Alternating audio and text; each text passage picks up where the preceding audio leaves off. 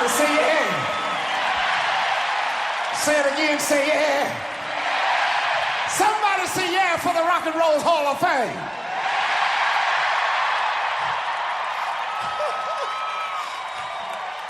You look good out there, baby.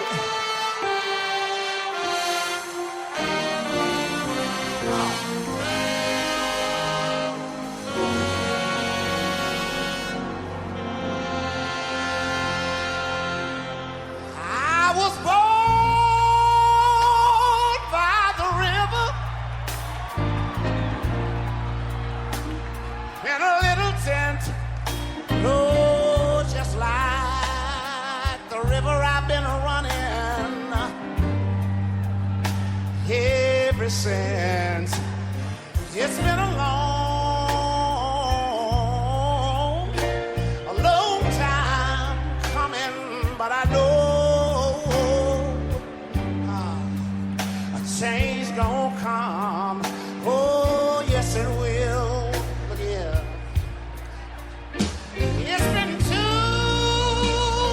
hard living, and I'm afraid to die. Look here. 'Cause I don't know what's up there beyond the sky. It's been a long, I wish I could come out there where you are, baby. A long time coming, but I know, look at here, a change gonna come. Oh, yes it will. Look at here. Let me say one more thing. I go to the movie and I go downtown.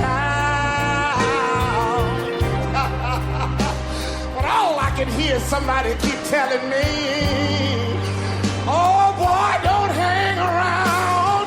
It's been a long.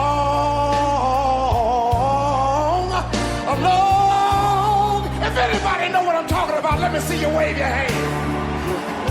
I know a change gonna come. Oh, yes it will. But I've got to take my time and say this, look.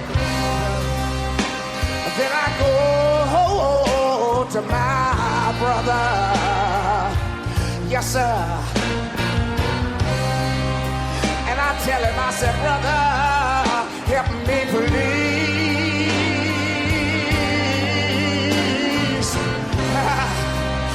But he winds up knocking me. He knocks me back down on my. There's been times that I thought, somebody say yeah, I could last long.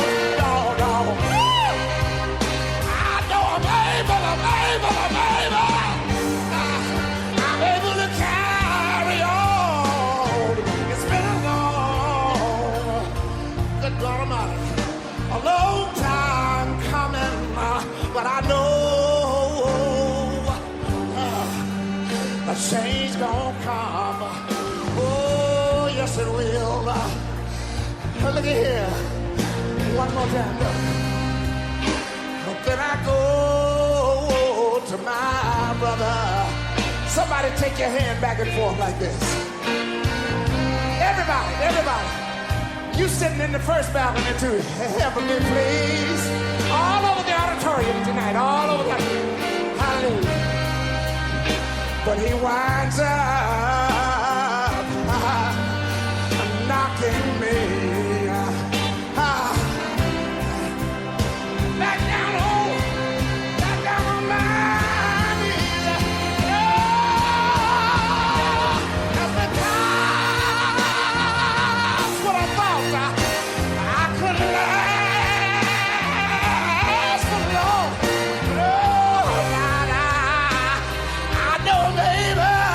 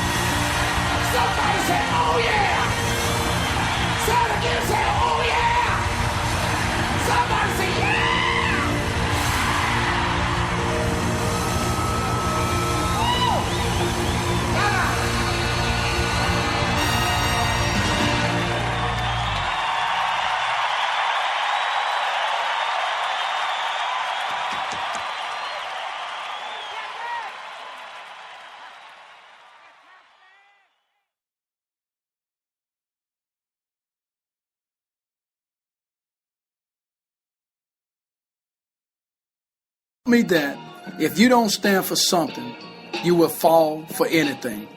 Here at WMAD Radio, the goal is to stand for something and make a difference in the world while I still have that chance.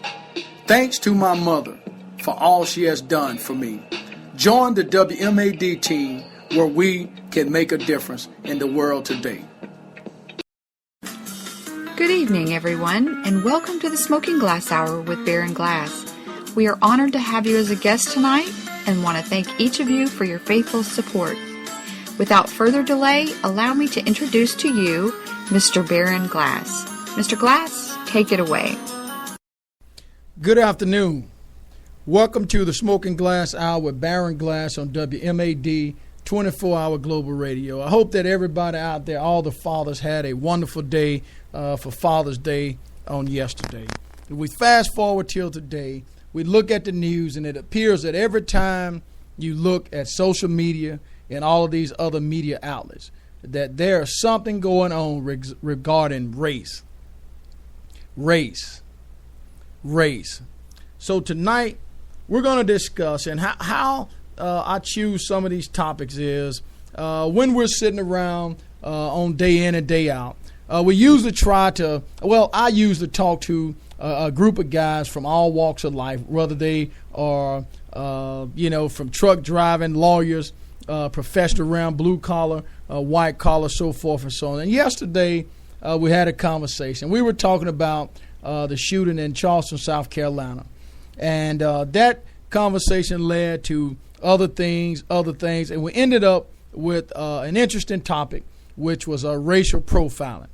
So I thought about it last night, and I started my journey on today, and I decided that I was going to try to talk a little about that and maybe shed a little light on what racial profiling is, how it affects some of those others that are out there.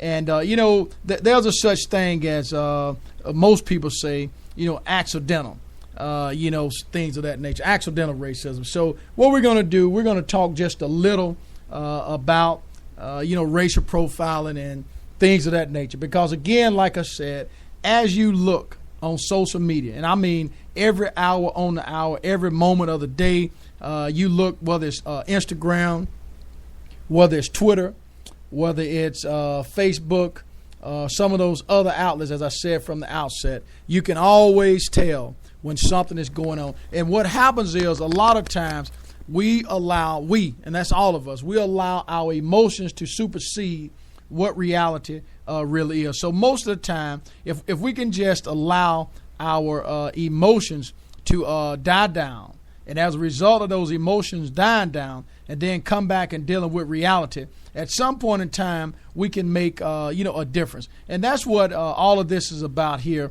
at the Smoking Glass Hour with Baron Glass, is to try or make an attempt to make a difference in somebody's life that's out there listening, in your community, so forth and so on. Also, I want to say for Thursday night's broadcast, we were able to successfully arrange for State Representative Katrina Jackson and State Representative Marcus Hunter will be my special guests on local and state politics. So I told you from the outset back in 2014, July 1 of 2015, that the Smoking Glass Hour was on the move in 2015. And we're going to continue to try to live up to that reputation by bringing guests on, talking about topics. And even though some of these topics may be a little uncomfortable, a little miserable, I want you to know that we still believe in diversity. We still believe in the rainbow, and we still believe in all those other things that matter the most to this country. Not divisiveness, not division, so forth and so on. So today we're going to start out with you do the crime, you do the time. But not always for the reason that some people may think, because it's not just about the crime or about whether an accused person, in fact, committed the crime. Sometimes it's not just about the quality of the evidence or whether the prosecution can prove a defendant guilty beyond a reasonable doubt. It's also about race. even though a person's skin does not have anything whatsoever to do with whether or not they are guilty of a crime, guess what? It matters. Race matters in ways that it shouldn't. Now, perceptions about race matter because they literally color our approach to what crime is and what it could be. One person writes that the assumption that criminals are black and that blacks are criminals is so ingrained that in one study, 60% of viewers who viewed a crime story with no picture of the perpetrator falsely recalled seeing one. And of those, 70% believed he was, guess what? African American. Although many won't admit it, they think about crime. We see black even when it's not present at all. These perceptions and these assumptions have infiltrated our entire criminal justice system with astonishing consequences. But there has been little and quite muted to a great extent outrage at the prospect that unless things change, guess what? 1/3 of black men will be incarcerated during their lifetime. And I hope that 1/3 does not include me, you, and you. But some argue that blacks commit more crime and cite official statistics that show blacks are incarcerated at risk far greater than their percentage of the population. The data also includes, however, it does not adjust for the policies such as the war on drugs or certain policy initiatives that cause overrepresentation of racial minorities in the first instance. The data also is limited in that they fail to reflect the number of people who actually commit a crime but are not arrested or are otherwise diverted from the criminal justice system to some other type of program. For instance, whites commit more drug offenses than blacks, but blacks are incarcerated 10 times more than whites for drug offenses. Many of these individuals who are arrested are not arrested for those drug offenses in the first place or are placed in treatment programs rather than prison cells. There is a racial disparity that cannot be explained by crime rates alone. Now, if we look far back in the 80s, to be specific, I believe it was in 1987 when one of the most disturbing decisions ever written, United States Supreme Court Justice Sandra Day O'Connor declared that racial disparities in the criminal justice system was inevitable. Inevitable means unavoidable. Now, this is coming from the highest court of the land. And yes, it's coming from only one of those individuals. But that individual is respected throughout the judiciary system. And we're not saying that her word is God or her word is 100% absolute. The point we're trying to make is that these things cannot go unnoticed. But there is nothing unavoidable about this situation of racial profiling. All of us, we need to do a self-examination. We need to take ownership of these problems. We as people, we as a country, we need to articulate a vision of justice that goes beyond race. We need to imagine and then work towards changing our perception about crime and criminals altogether. We, this country, we need to acknowledge the implicit racism that taints policies and practices, arrest rates, and sentencing severity. We also need to examine root causes of crime and then expend the resources that are needed to address them. So we can't just do the talking without doing the walking. Some may say this sounds a little vague. Some may say it sounds overly Pollyannish. But we, this country, cannot and should not sit idle by and say and do nothing while an entire community faces a bleak, hopeless and devastating future. But we cannot do all this by ourselves. We have to say that racist perceptions are just that. They are, in fact, perceptions. They are not and need not be the reality of these United States of America.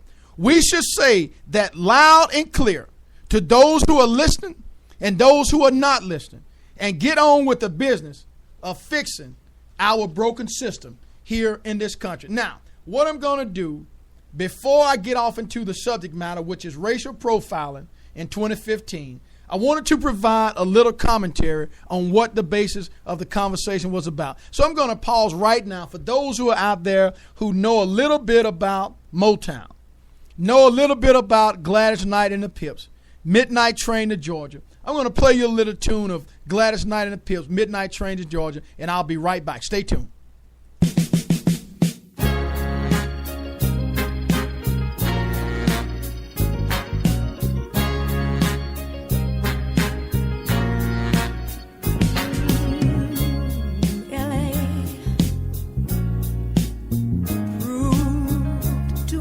For the man, too much for the man, he couldn't make it. So he's leaving the life he's come to know. Ooh. He said he's going. He said he's going back to find. Going back to find. Ooh, what's left of his world. The world he left behind. Not so long ago. He's leaving on that midnight train to Georgia. On the midnight train. Yeah. Said he's going back to a simpler place and time. Oh, yes, he is. Now be with him. Train to Georgia. Living on that midnight train. I'd rather live in his world than live without him in mine. World is his and hers alone. He kept dreaming, ooh, that someday he'd be a star, a superstar, but he didn't get far. But he sure found out the hard way. The dreams don't always come true. Oh no. So he pawned all his hopes and even sold his old car. Bought a one-way ticket back to the life he once knew. Oh yes he did. He said he would. He's leaving on that midnight train to Georgia. Yeah. Said he's going back to find, ooh, a simpler place and time. Oh, yeah. And I'm gonna be with him on that midnight train to Georgia.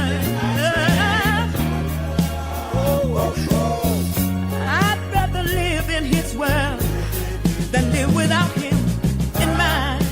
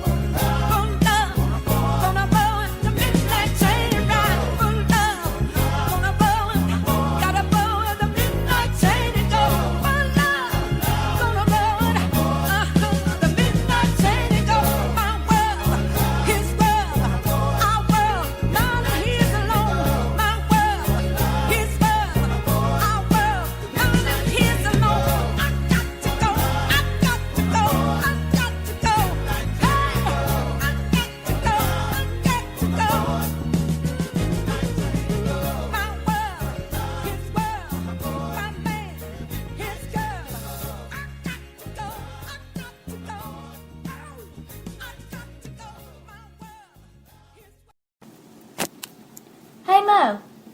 Yes, Lou? I think younger kids need to know the value of sacrifice. Yes, I agree. There is one place they can learn about sacrifice. If they tune in on WMAD and the Smoking Glass Hour with Bear and Glass on Monday nights, they can learn. It's informative with current topics. And by the way, the show is hot. The show is smoking hot. We are back broadcasting live with the Smoking Glass Hour with Baron Glass on WMAD 24-hour global radio. You heard some of the sounds of Midnight Train to Georgia by Gladys Knight and the Pips. You also heard a commercial by two little young ladies out of Monticello, Arkansas, Miss Lulu Castles and Miss Morgan Castles. So again, we try to make sure that in all of this seriousness that goes on with these broadcasts, that we try to incorporate the community within what we're doing. Today, we're talking once again about racial profiling in 2015. Racial profiling has devastating effects, from daily harassment of individuals to unfair treatment on the streets, in the schools, and in the communities, all the way to illegal imprisonment and murder. Racial profiling not only harms a person's confidence, but harms entire groups and ultimately the sense of justice in a democratic society. It is important that racial profiling is clearly defined so that people become aware of what it is and how it affects their lives or the lives of those around them. To end racial profiling, the first step is developing awareness of the issue, followed by reducing prejudice and biases from all walks of life, while building intercultural understanding together with developing and implementation policies to ensure fair treatment of all citizens. Now, we know that any time that we're dealing with policy and procedure, there always has to be a consensus of those who are involved. And we know that some agree that racial profiling exists, and some dispels the issue that racial profiling does not exist at all. So you see, we have two different sides. And at some point in time within this thing we call life, we're going to have to come from the left and the right to the middle. Because sometimes it's not about being right. It's not about being normal. It's not just being who you are. It's about being right. It's about being sensitive to those who have needs that are out there. And sometimes those needs are going to vary from person to person and from group to group. We know that racial profiling is the suspicion of people based on race, ethnicity, nationality, religion, or other immutable characteristics, rather than on evidence-based suspicious behavior.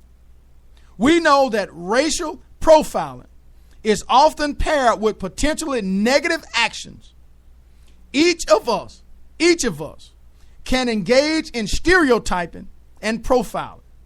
However, when those with power and authority engage in this behavior, there can be devastating consequences. Now, we know when we look at the Trayvon Martin situation, when we look at the Eric Garner situation, when we look at all of these other situations that are out there, and sometimes you may not agree, but what some are trying to do is to at least get you to have an understanding of the shoes that they are walking in. Although we know that profiling is often associated with law enforcement policies and practices, guess what? It occurs in many different settings. It occurs in schools. Profiling is evidenced by the disproportionate number of blacks and Latino students who are suspended and expelled. When we look at the workplace, when we look at the corporate ladder, when we look at the judiciary, when we look at all of these different things, what I'm talking about is sometimes it all starts with this so-called majority versus the so-called minority. And when you start to dealing with the majority and the minority, you've already given titles. And once you give titles, then you start to separate and or divide. Now, some titles are necessary. Some titles you can't overcome. Some titles are a must. So when we look at racial profiling, We're talking about the deeper aspect of it. We're not talking about playing the blame game. We're not talking about saying this exists when it does not exist. We're talking about when the facts and evidence are clear that racial profiling exists. Then what we're asking here on the Smoking Glass Hour is to join hands and dispel all of those negative things that comes with the division across this country. Now, we also know that students, sometimes who do not fit gender stereotypes, are profiled as, guess what? Gay, and they can also be bullied. Let's look at Muslim students, and their families are always profiled as terrorists, and Spanish-speaking students and their family are always profiled as illegals. So do you see what I'm saying? Okay, when you understand what is going on, then you can take a grasp of what the subject matter, because see, sometimes it takes a clear understanding of what's going on. And when you don't have a clear understanding of what's going on, then sometimes you miss the mark because of the lack of understanding. Now, the lessons about racial equality, the stereotyping, and the racial profiling, they are taught differently depending on the level of understanding of people. Kids at an early age, let's look at maybe the kindergarten through the third grade. Now, we know that they can be taught about fairness, appreciating differences, and getting along. So we know that we can focus on the K through 3, and we can kind of put a dent in some of this. That's what's going on. Okay, now, when you forward past the K through the third grade, let's look at maybe the fourth grade. We know that students inside of those grades can learn about the negative impacts of stereotyping and unequal treatment. So we're going from the kindergarten through the third grade. Now we've reached the fourth grade. Now, when we look at the upper elementary grades, let's look at the social studies curriculum that covers the history and the treatment of Native Americans and slavery. So we know that we can strike a balance there. This can also allow people to understand the negative impacts of racial profiling. If we fast forward from K through 3, then to the fourth grade, and then we look at the middle school, the upper elementary rather, now we can forward on to the middle school. Now, we know that middle school in some areas consists of 6th, 7th, and 8th grade. Sometimes it consists of 7th and 8th grade. But we know that students in middle school, we know that they become acutely aware of identity, and many have begun to experience profiling themselves by their peers, by their teachers, and adults from the community from which they come. So if we look at trying to put a dent in this, we know that we can deal with K through 3. We know that we can deal with 4 through 7, 4 through 8. And then we fast forward on to high school. We know that these particular things can be taught.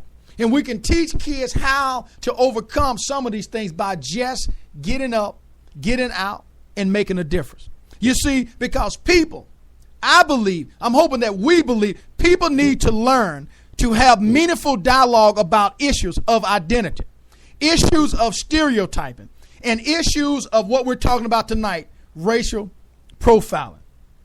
Because we know that humans at all levels need opportunities for meaningful dialogue. And that's one of the good things about Facebook.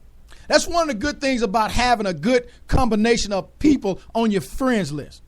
People that can understand, even if they can't understand, they're open-minded and willing to try to draw the conclusion that you're trying to draw. So see, social media can be a deadly thing, or social media can be a good thing. Humans at all levels, they need to have a self-reflection of themselves. They need to have activities that help them learn to speak up and stand up for equitable societal change. And that's why the Smoking Glass Hour with Baron Glass takes on these issues at all time. Because see, most people don't want to talk about these things. Most people have no clue about what's going on. And if they have a clue, their goal is to try to change, try to control, try to tell you what you should believe, try to tell you what you should believe. Because see, tonight's broadcast is not trying to tell you what you should or shouldn't believe. Tonight's broadcast is just to try to shed just a little light on a subject matter that can be, and that is, fairly complicated. You see, because somebody has to have the courage. Somebody has to be willing to step up and take the brink. Somebody has to be willing to do the things that other people are not able to do, and not willing to get and accept any credit for doing. Because, see, we're not looking for credit. The credit that we're going to get is going to come from the Almighty. So that's not the issue at hand. The issue at hand is that we're trying to make sure that everybody that's out there, whether you come from the north side or the south side, whether you come from the east side or the west side, we want you to have a clear understanding, because our message is clear, that we are trying to make a simple difference in today's life. And we want to make sure that our role is committed, and we're doing everything that we can do to make the subject matter better for those who may be going on and living a productive life in this thing we call society. So you see, when we look at racial profiling, the best way to understand current racial profiling and racial discrimination is to use occurrences in history from which we can learn. Let's look at the flag that we're talking about in South Carolina that the governor today announced that she's going to push forward to allow to be moved or taken down. See, we can use those things to understand by teaching about what others have gone through, what has happened in the past of others. And I'm talking about real history, not his story. We can pass these things along with what is happening now. And people would then be able to understand what needs to be done in the future to change it for the better.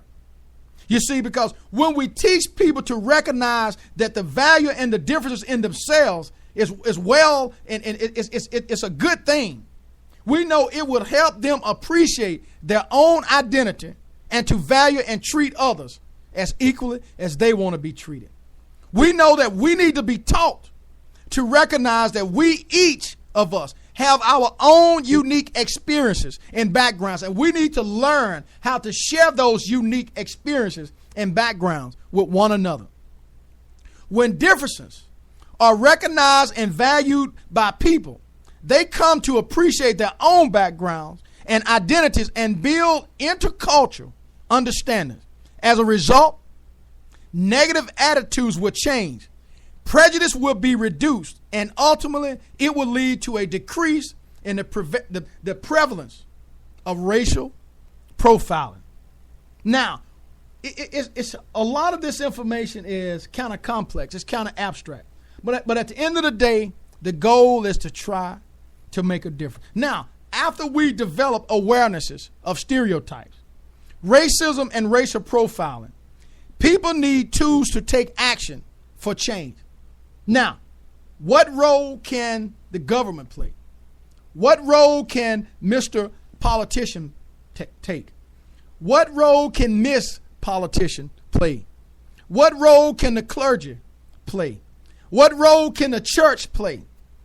Action to end racial profiling in our country includes taking steps to guarantee that law enforcement, government, school leaders, and all members of our society ensure that all citizens are created fairly and created equally, so we can live out this true meaning of liberty and justice for all.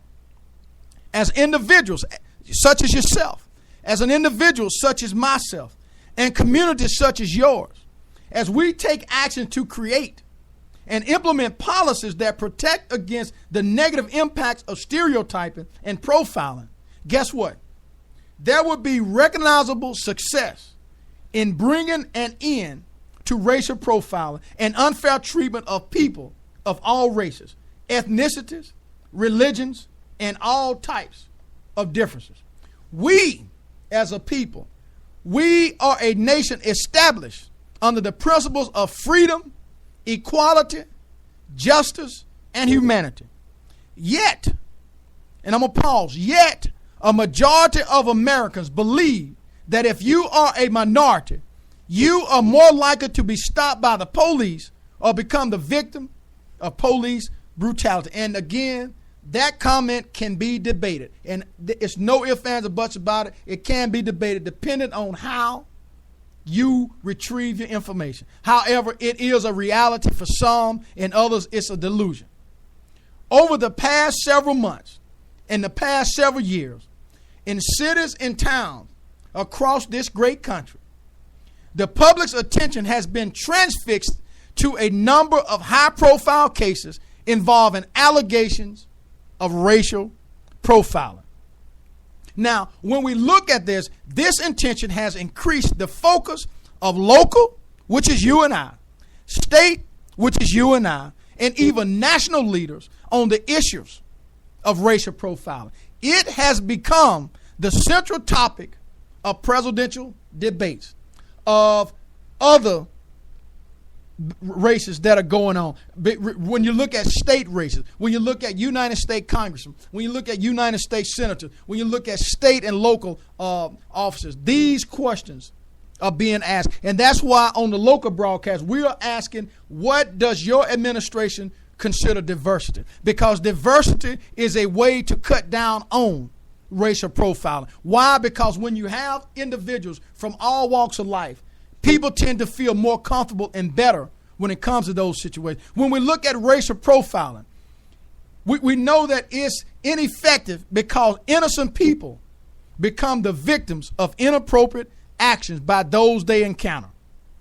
Even just simple, the perception that it occurs erodes the trust between the community and the schools, the community and law enforcement, the community and leaders, the community in churches, the communities in everything that's out there that has the authority and power to issue out racial profiling.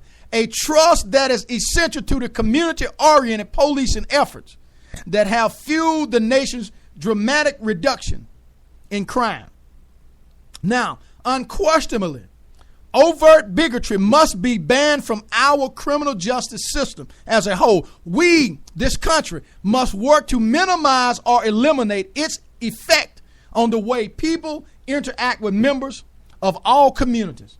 I'm not going to say our community because that would be factual, but I'm going to be inclusive. I'm going to say all communities.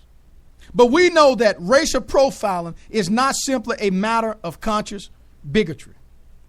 Oftentimes, it stems from the subconscious biases that form from years of negative interaction between groups and their criminal element.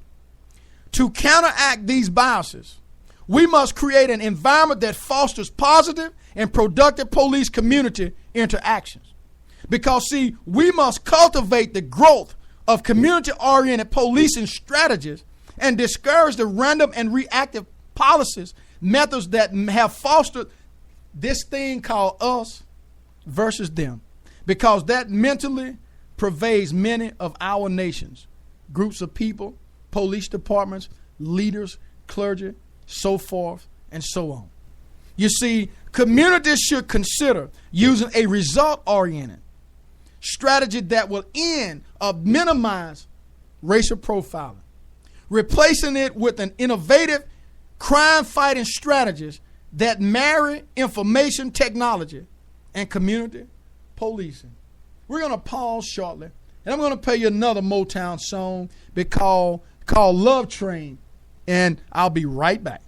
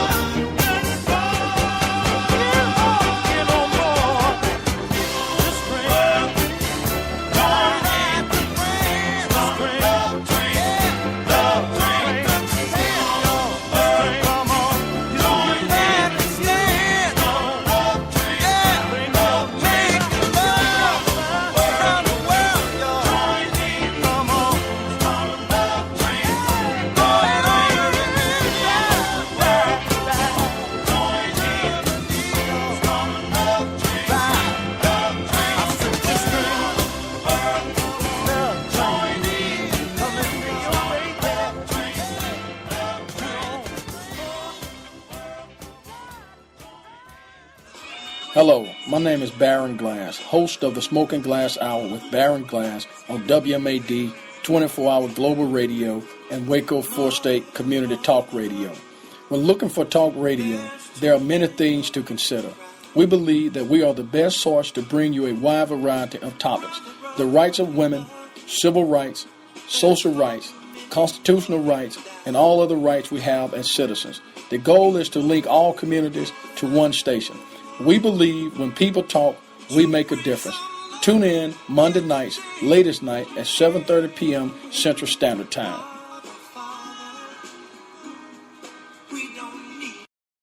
We are back broadcasting live with the Smoking Glass Hour with Baron Glass on WMAD 24-hour global radio. Tonight's topic, we're talking about racial profiling in 2015. Now, you heard some of this song called Love Train. And if you listen to some of those words, it was talking about brothers and sisters all over the world. Get on board this love train. And that's exactly what I'm talking about here tonight. Whether we're talking about profiling in the African American community, whether we're talking about reverse profiling, or whatever the case may be, profiling is wrong when it has a negative effect on the other person from which they're being profiled. So I try to make sure that some of this information is relevant to the songs, and we try to make sure that we entertain as well as inform some and remind others. Because, see, this country is not getting any better.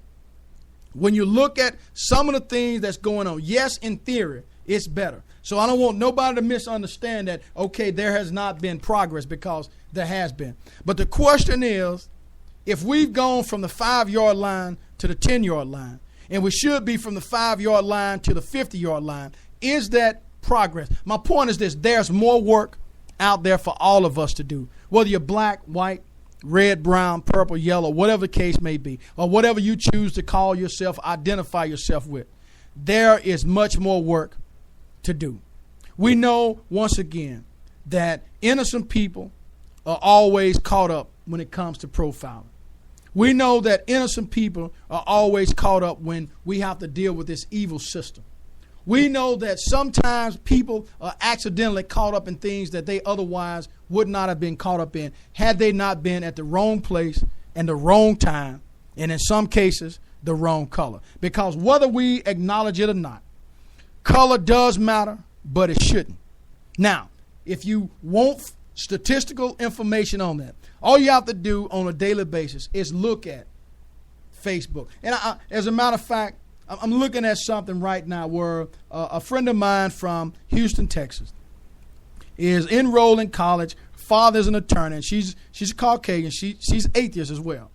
She showed me where a Texas woman claims she was jumped by 3 African-American men, and it was exposed as a hoax. So you see, whether we want to acknowledge it or not, and here's another thing: just because you don't see it, just because you don't hear it, does not mean that it's not happening. So when we look at all of these things, sometimes this stuff that we call history is uncomfortable. Sometimes it's hard to swallow. Sometimes we don't even know how to deal with it. But we can't sit idle and not deal with it. Now, we also know that racial profiling is biased, okay, because misunderstanding the scientific theory of probability, that creates one aspect of it being biased. Again, misunderstanding the scientific theory of probability. Now, a second thing that we can look at is that it contradicts the missions of the justice system, which has 2 purposes.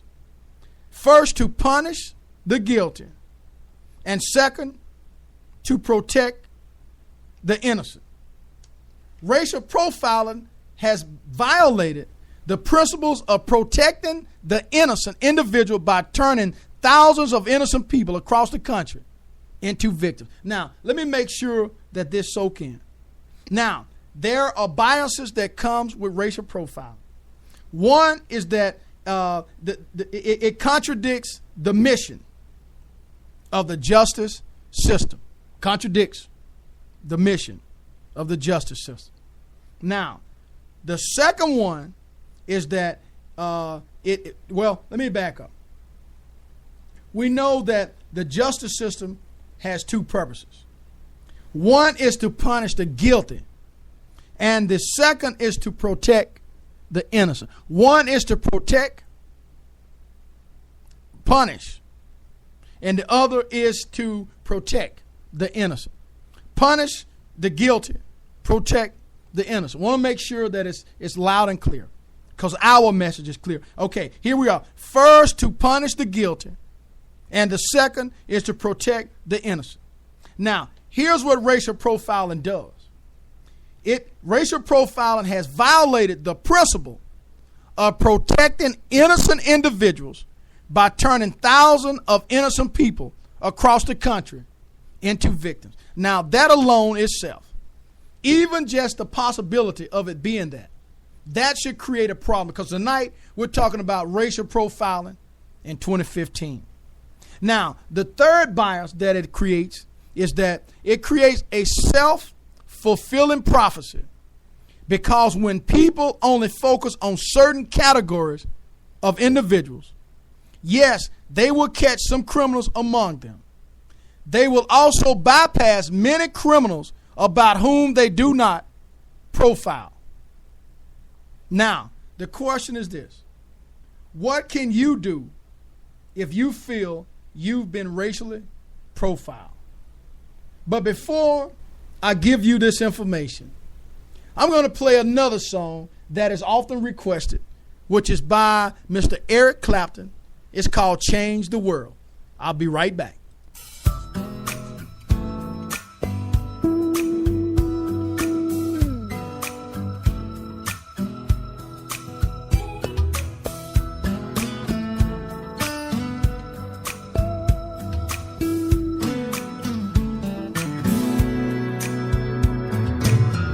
If I can reach the stars, pull one down for you,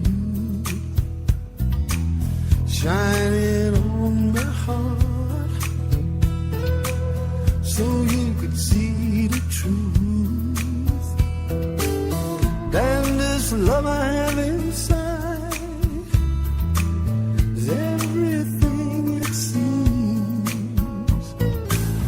But for now I find it's only in my dreams that I can change the world. I'll be the sunlight in your universe. You would think my love was real.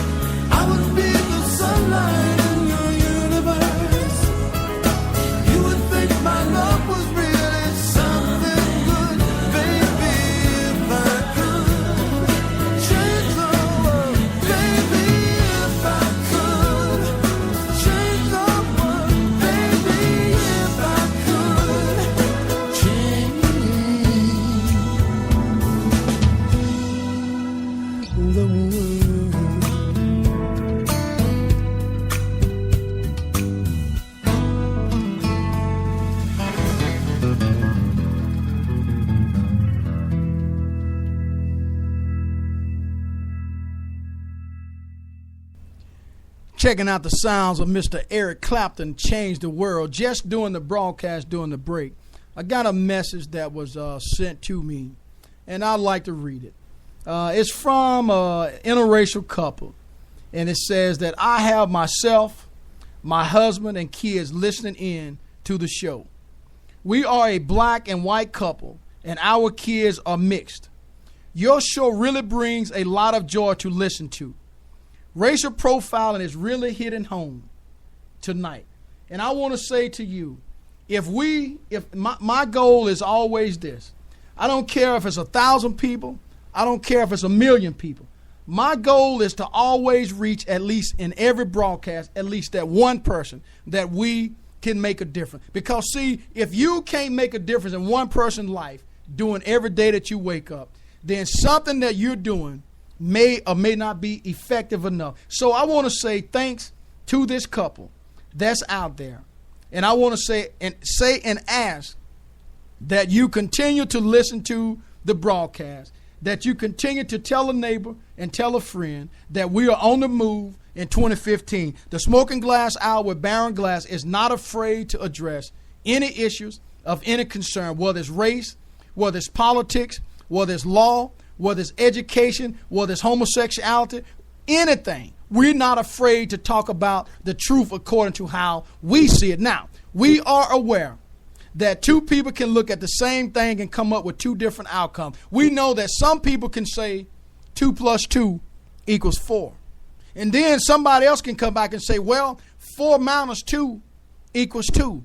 And that would be 100% absolutely correct. So my point is this, is that what we're saying is not 100% officially gold. But the flip side of that is that everything that we're saying is not 100% wrong either. We have a voice. We have a message. And our message is clear that we are going out and abroad to try to make a difference in the lives of people that are out there who are listening. Tonight, we're talking about racial profiling in 2015. Now, if you have been profiled or you feel that you have been profiled, I'm going to ask that you know your rights. Okay, so you may be asking, or you may have been asking throughout the broadcast, what is it that I can do? What can I do? How can I go out and help somebody else? Well, knowing your rights is the key to knowing what to do if you find yourself a victim of profiling. Although different types of situations require different actions, knowing your civil rights well enough so that you can exercise them is critical in all profiling cases. At a minimum, you should know that you have the following basic rights. So for this couple that's out there listening, and you indicated that you have kids that are listening, it is imperative that they know their civil rights well enough so that they can exercise them in a critical matter if they feel that they have been profiled, or that they will be profiled, or that they shall be, however you decide to look at it. My point is this: knowledge is power. Knowledge is key. And because these kids are growing up in this environment, they are sure to face some type of bigotry, some type of ignorance, some type of a person's own personal identity crisis that they may have because of what they see.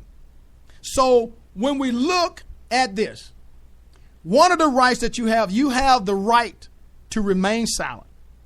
And I'm going to go slow with this. You have the right to remain silent. And just in case you got somebody out there who want to go back and listen, all they have to do is go to the Smoking Glass Hour at www.thesmokingglasshour.com, and they can listen to any archive show that we have done thus far. You have the right to remain silent. The Fifth Amendment of the United States Constitution guarantees individuals the right not to answer any questions posed to them by law enforcement or other government agencies. Law enforcement agents may ask questions, but individuals cannot be arrested simply for refusing to answer them. And I think the misconception is there. So what we're doing is providing a clear message. Our message is clear, that you have the right to remain silent. The Fifth Amendment of the Union. So those two kids, those several kids that's out there listening, if you don't remember nothing else, remember that the Fifth Amendment of the United States Constitution guarantees you the right not to answer any question posed to you by law enforcement or other government agencies. Doesn't mean that you got to be disrespectful. Doesn't mean that you have to show your rear end. It doesn't mean any of that. It just means that you simply are not bound by the law to answer any question. Okay? Law enforcement agents, once again, they may ask you questions. But you as the individual, you as the listener that's out there tonight, you cannot be arrested simply for refusing to answer those questions. You have the right to be free from unreasonable search and seizures. We just told you about the Fifth Amendment. Now, the Fourth Amendment protects your right to privacy. Without a search warrant, law enforcement and other government agents may not search your home or office while you're without your consent. Make sure you hear that. We talked about the Fifth Amendment that guarantees you the right not to answer any question posed by law enforcement. The Fourth Amendment protects you from unreasonable search and seizures. Without a search warrant, law enforcement and other government agents may not search your home or office without your consent. Now, we know that useful sources of information on the legal and civil rights of both citizens and non-citizens, you can find that in a pamphlet called Know Your Rights. Again, you can find it in a pamphlet called Know Your Rights. What to do if you're stopped by the police, the FBI, the INS, or the Customs Service. Now, you can find this information available in seven different languages. And you can find it on the ACLU website, the American Civil Liberties Union. You can find this information on their website. Now, if you want to file a complaint, if you feel that you have been targeted in a profiling incident and you wish to file a complaint with the appropriate agency, information on how to file a complaint can be found right here. You can go to the Department of Justice, the DOJ, Department of Justice, Civil Rights Division's Coordination and Review Section. Okay, once again, you can go to the Department of Justice, DOJ, Civil Rights Division's Coordination and Review Section at, I'm going to go slow. I've been to this place myself to defend voting rights. It's in Washington, D.C. But here we are. It's the Coordination and Review Section. Coordination and Review Section. Civil Rights Division. U.S. or United States Department of Justice. Post Office Box 66560. Post Office Box 66560. Washington, D.C. 20035-6560 or Washington, D.C. 20035-6560. Or you can reach them at 1-888-848-5306. Again, 1-888-848-5306.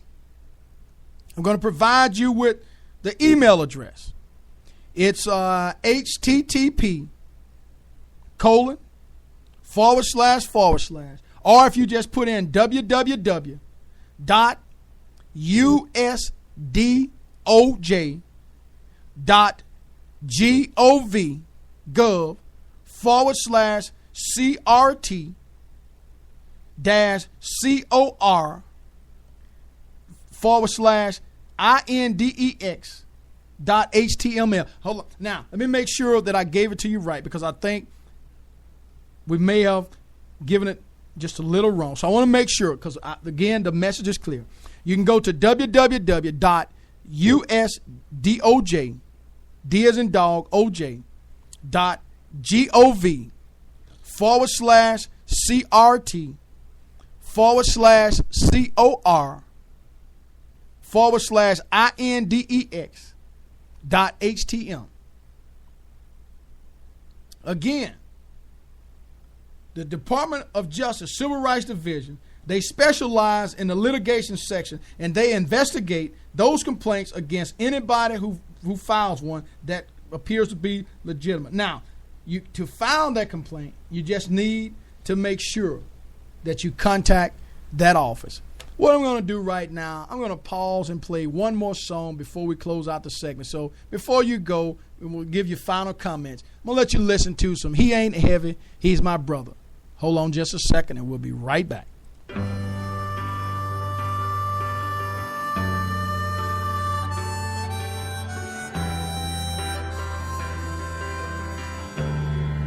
The road is long, with a many a winding tongue that leads us to who knows where, who knows where. But I'm strong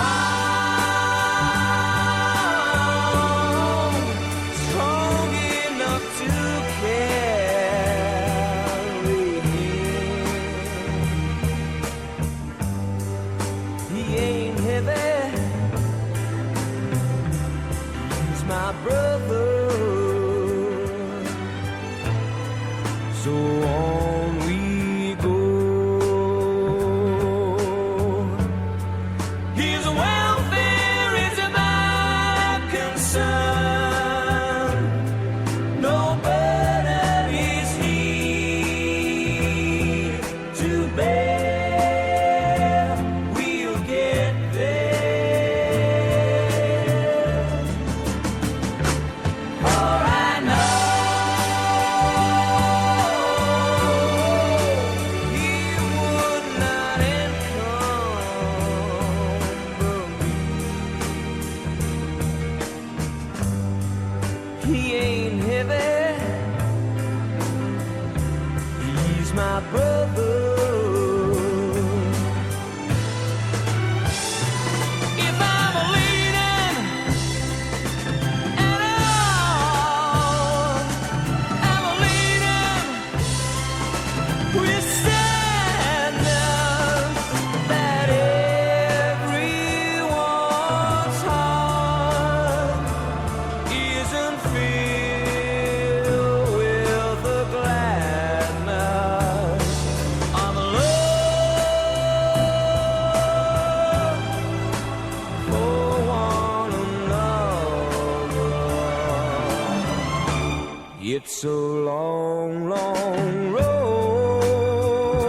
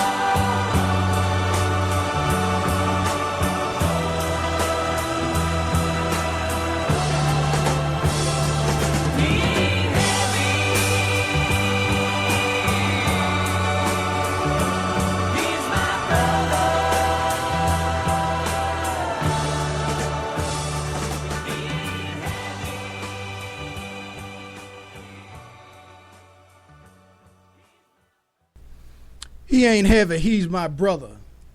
You're listening to the Smoking Glass Hour with Baron Glass on WMAD 24-hour global radio. Tonight's topic, we were talking about racial profiling in 2015.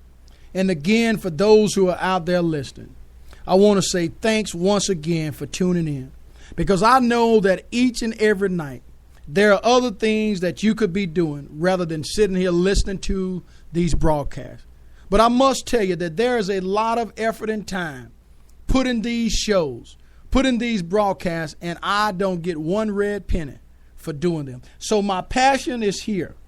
My goal is to try to help and make a difference. And our message here is clear, that we are trying to make a difference, not only in 2015, but from henceforth and forevermore. So if you want to become a part of, just tell a neighbor and tell a friend. Now, you don't have to agree with everything that's said on every broadcast. You don't even have to like who the broadcaster is right now. You don't even have to like me. The only thing I'm telling you is to put your differences aside, and let's try to work toward a common goal and try to move this country forward. Because if you look right now, there's an equal divide of those who are for and those who are against. And politicians in some aspects are not making it any better. I looked today and I saw where the president is term limited.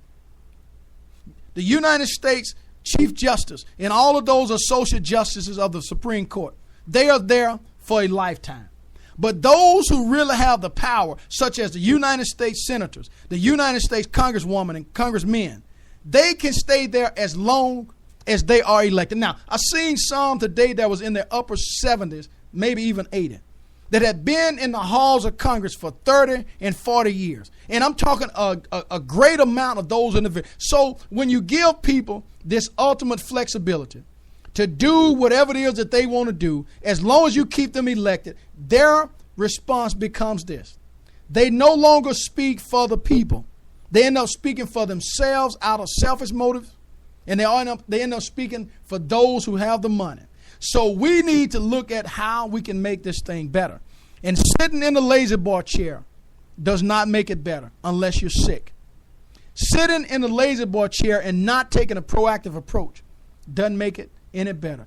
Sitting in the lazy boy chair and not getting out and going to vote doesn't make any difference. Sitting in the lazy boy chair when you know somebody has been wrongfully treated and you say nothing, guess what? The guilt is on your chest and it's on your heart. Again, you don't have to like the individual that's giving the message. But somehow, some way, you can't separate the message from the messenger. You don't like everything that your husband or your wife do. You don't like everything that your kid, your grandmother, and grandfather do. But you still love them because you know that their intent is there for the good of those in that circle. So my point is this. My intent is it comes from the best of the ability that God has given me. I don't know everything. And I don't proclaim to know everything. But I know enough about everything to at least be able to talk about it. So when we look at where we are, when we look at what we can do, the question that you should ask yourself each and every day, what did I do to make it better for somebody else? What did I do to make a difference in the lives of another person? Did I do everything according to my ability or the best of my ability? We're not talking about going out and giving somebody $1 million. We're not talking about going out and giving a person even $100. We're not even talking about going out and giving a person $1 or 1 red cent. Because sometimes making a difference can be, hey, how you doing today? Because you never know what is going on inside that other person's head. You never know what a man is thinking until he opens his mouth. And sometimes that charge is on you to allow him to open his mouth by engaging him or her in a conversation. Once again, you've been listening to the Smoking Glass Hour with Baron Glass on WMAD 24-hour global radio. Once again, our guest for Thursday night will be State Representative Katrina Jackson and State Representative Marcus Hunter, and we may have an appearance by State Senator Neil Rouser. I'm not real sure yet. We're still trying to work all those things out. It's kind of hard when you're operating out of a small box. But guess what? Rome was not built overnight. Nothing was done overnight that was worthwhile dealing with. If you don't have a foundation, it's hard to move forward. And what we're doing here at the Smoking Glass Hour with Baron Glass, we are building a foundation. We're not trying to be Tavis Smiley. We're not trying to be Tom Joyner. We're not trying to be Ricky Smiley, because I don't follow very well. I'm only doing what thus said the Lord, that gives me the ability to do what I'm doing. And again, we're asking you to tell a neighbor, tell a friend. I'm going to close it out with some You're My Latest, My Greatest by some Mr. Teddy Pendergrass. I hope that you've enjoyed the show. May you tune in tomorrow night. We will bring you another live broadcast. I'm not sure what the topic will be yet, but we will bring you a topic. And if you are out there listening, you can always message us at www.thesmokingglasshour@gmail.com. You can catch us on Facebook. You can catch us on Twitter. You can catch us on Instagram. You can catch us on Google+. You can catch us everywhere, Pinterest. You can catch us anywhere that social media is out there. So my point is this. Tell a neighbor, tell a friend. Mr. Teddy Pendergrass, You're My Latest, My Greatest. Coming up.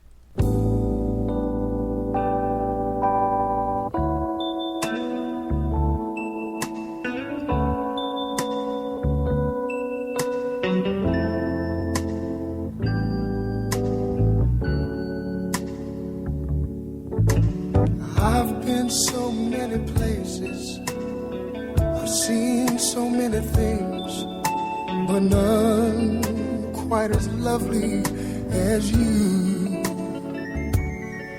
More beautiful than the Mona Lisa, worth more than gold, and my eyes have the pleasure to behold.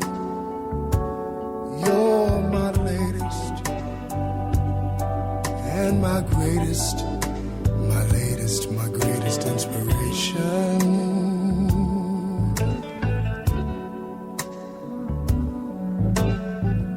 Things never looked clearer, peace within never felt nearer.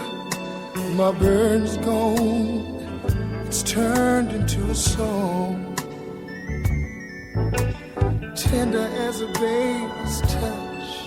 I needed you oh so much. At last the Lord so light. You're my latest and my greatest, my latest, my greatest inspiration.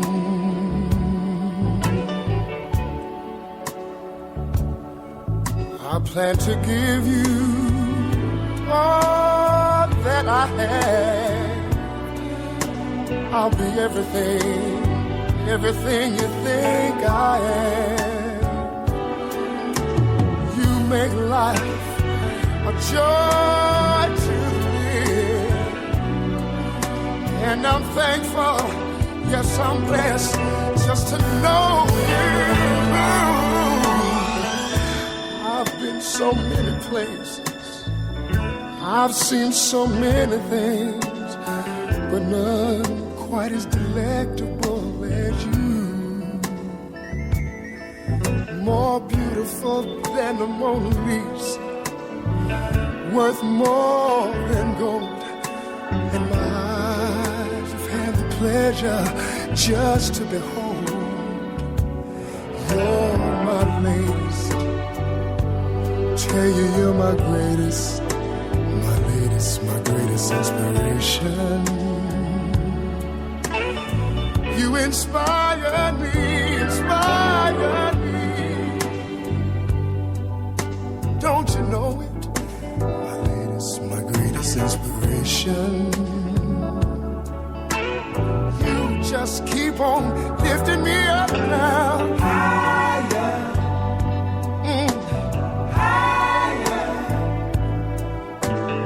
You inspire me. I want you to keep on lifting me up. Higher.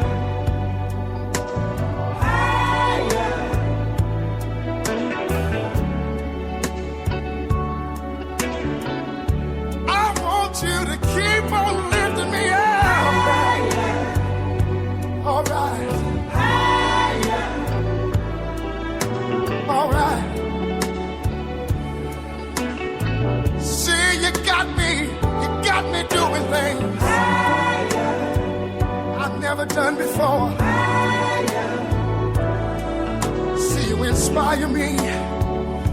You inspire me. Don't you know I love you, girl? Hey, hey, hey.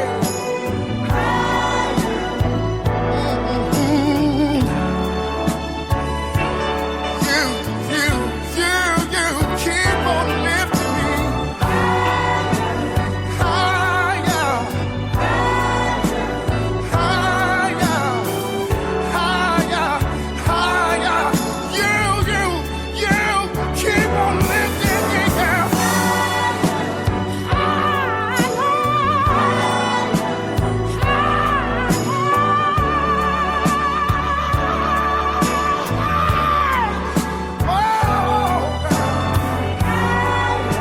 You keep on lifting me. You keep on lifting me. You know what you do to me. Come on, keep on lifting me. Higher, higher, higher.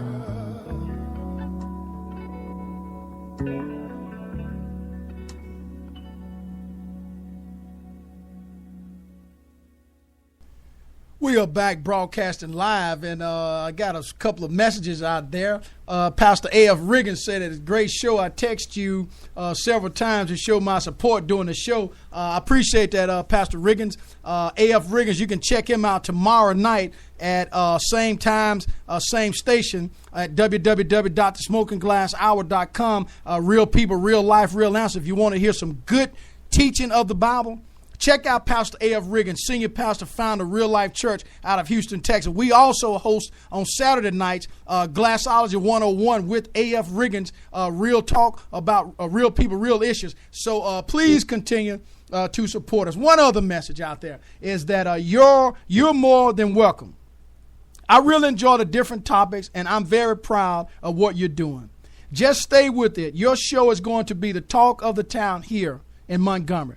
My dad and I really been getting out there, letting the people know about your show and telling them how much they would enjoy listening, young and old. Again, you're welcome. And I want to say I am overjoyed that you guys are taking it upon yourself to get out there and tell a neighbor, tell a friend about the Smoking Glass Hour with Baron Glass, along with my good friend and college mate, Pastor A.F. Riggins, senior pastor, founder, Real Life Church out of Houston, Texas. Like I said, tomorrow night, after my broadcast, if you want to hear some good teaching of the Bible, this guy can really teach. He don't do all that hooping and hollering. And when he does, he's still preaching and teaching. He don't get up there and try to make himself look like T.D. Jakes and all those other people. He's just a down-to-earth country boy out of South Louisiana, right next to Lake Charles. And this guy is very, very good. He's a school teacher. He's a guy that's out there. He's active. He's an activist. He's out there involved in everything that's going on. He rides horses. And what I'm trying to do is tell you this.